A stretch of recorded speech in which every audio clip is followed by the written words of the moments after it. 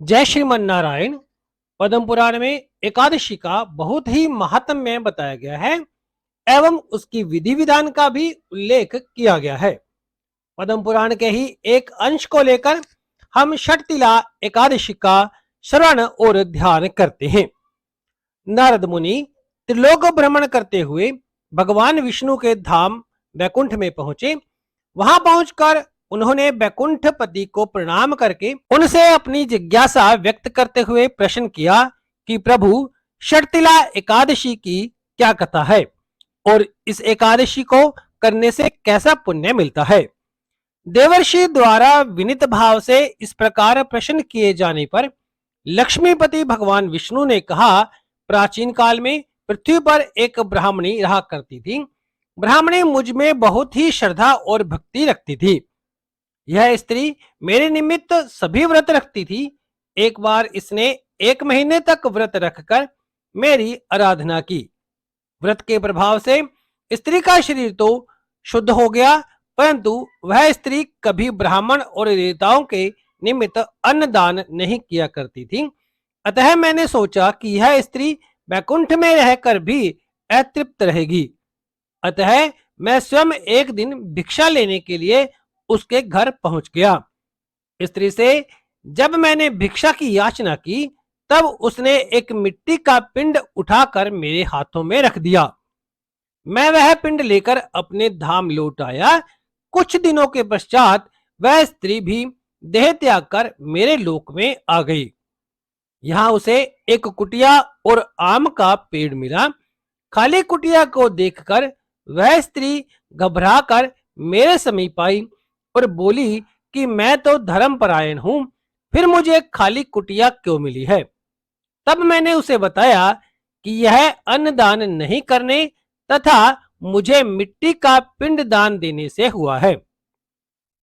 मैंने फिर उस स्त्री को समझाया कि जब देव कन्याएं आपसे मिलने आए, तब आप अपना द्वार तभी खोलना जब वे आपको षटतिला एकादशी के व्रत का विधान बताएं। स्त्री ने ऐसा ही किया और जिन विधियों को देव कन्याओं ने कहा, उस विधि से ब्राह्मणी ने षटतिला एकादशी का व्रत किया। व्रत के प्रभाव से उसकी कुटिया में धन और अन्न आ गया। इसलिए हे नारद मुनि, इस बात को सत्य मानो कि जो व्यक्ति इस एकादशी का व्रत करता है, तिल और अन्न का दान करता है, उसे मुक्ति और वैभव की प्राप्ति होती है। आइए जानते हैं इसके विधान के बारे में।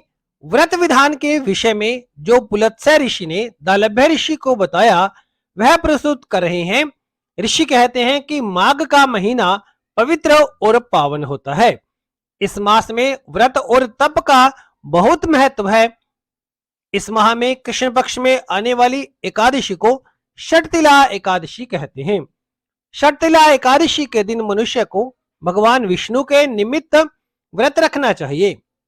व्रत रखने वालों को गंध, पुष्प, धूप, दीप, तांबुल सहित विष्णु भगवान का षोडशोपचार व पूजन करें। उड़द और तिल मिश्रित खिचड़ी बनाकर भगवान को भोग लगाएं। रात्रि के समय तिल से 108 बार ओम नमो भगवते वासुदेवाय स्वाहा इस मंत्र से हवन करना चाहिए। इस व्रत में तिल का 6 रूप में दान करना उत्तम फल देता है। जो व्यक्ति जितने रूपों में तिल का दान करता है, उसे उतने 1000 वर्ष स्वर्ग में स्थान प्राप्त होता है। ऋषिवर ने जिस 6 प्रकार के तिलों के दान की बात कही, पहला तिल मिश्रित जल से स्नान, दूसरा है तिल का उबटन, तीसरा तिल का तिलक, चौथा है तिल मिश्रित जल का सेवन, पांचवा तिल का भोजन और छठा है तिल से हवन। इन चीजों का स्वयं भी प्रयोग करें और किसी श्रेष्ठ ब्राह्मण को बुलाकर उन्हें भी इन चीजों का दान दे। इस प्रकार जो षटतिला एकादशी का व्रत रखते हैं, भगवान उनको अज्ञानता पूर्वक किए गए सभी अपराधों से मुक्त कर देते हैं और पुण्य दान देकर स्वर्ग में स्थान प्रदान करते हैं। इस कथन को सत्य मानकर जो भगवत भक्त यह व्रत करता है, उनका निश्चित ही प्रभु उद्धार करते हैं। मित्रों, ये थी कथा षटतिला एकादशी के व्रत की।